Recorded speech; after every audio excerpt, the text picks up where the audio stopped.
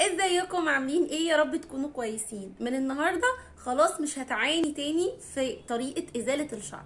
كلنا كبنات عندنا مشكلة في ازاي نشيل الشعر الزايد في الجسم، وبنتضايق جدا من المنتجات اللي بتكون مش كويسة والطرق اللي بتكون صعبة ومش مناسبة لكل البشرات. النهاردة جايبه لكم منتج حلو جدا. اتبسطت جدا ان هو يعني سهل كده في استخدامه، وهو كريستال هير ريموفل. عبارة عن ايه ده وازاي؟ دي كريستالة بتشيل الشعر او بتعمل ازالة للشعر عن طريق الاحتكاك. يعني هو احتكاك، فبتشيل الشعر بتاع الجسم كله. ايه ده؟ بس كده؟ ايوه بالظبط كده. هي تقنية النانو كريستال. دي بتعمل ايه؟ دي عن طريق الاحتكاك مع الجلد بيحصل ازالة للشعر بتاع الجسم كله، ومش بس الشعر، وكمان الجلد الميت اللي في الجسم. يعني اكنك بالظبط عملتي سكراب لايدك او لرجلك لما بتستخدمي الكريستالة دي. طيب الكريستالة دي بستخدمها ازاي؟ مفيش اي صعوبة. هي كده الكريستالة، ده شكلها. هي فيها تقنية بتخلي ان الاحتكاك مع الجلد بحركة دائرية بالشكل ده هتخلي الشعر يطلع بالشكل ده كده في الكريستالة.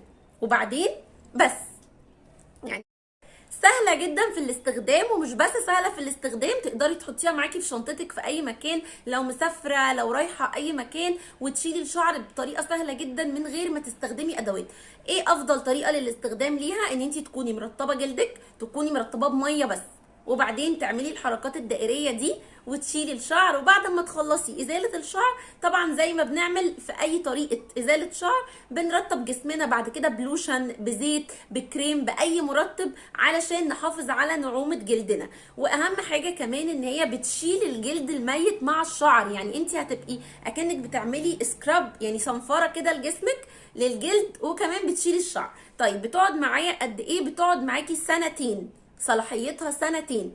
تحافظي عليها علشان تقعد سنتين، وممكن تقعد اكتر. طب احافظ عليها ازاي؟ بعد الاستخدام ما تنسيش ان انتي تغسليها بالميه وتسيبيها في مكان يكون رطب علشان يعني تتنشف، ما تبقاش مبلوله. طيب حاجه كمان، ما ننساش ان اي حاجه بنستخدمها لازاله الشعر للاماكن الحساسه، سواء البرايفت اريا او الاندر ارم، ما تنسيش ان انت تعمليها بلطف، علشان الجلد في الاماكن دي بيكون رقيق جدا وبيكون محتاج معامله خاصه. وبعد ما بتخلصي استخدامها في الاماكن الحساسه، لازم بتحطي مضاد حيوي زي فيسودين او فيسوكورت.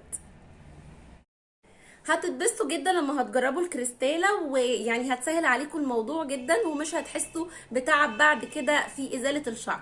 سايبالكم فوق اللينك اللي موجودة فيه، وكمان في شحن لأي محافظة سواء جوه اسكندرية او بره اسكندرية كمان.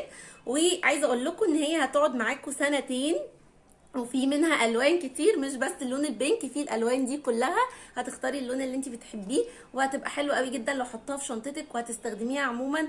هتبقى مريحه قوي قوي قوي، وخصوصا لو انت عروسه هتكون مهمه جدا ان انت تجيبيها، وهتريحك بعد كده كتير جدا. يعني بصوا، عايزه اقول لكم ان هي اختراع بجد. والله انا حسيت ان هي اختراع، وانا اول مره اجربها وعجبتني جدا جدا جدا، وان شاء الله تعجبكم انتوا كمان. باي باي.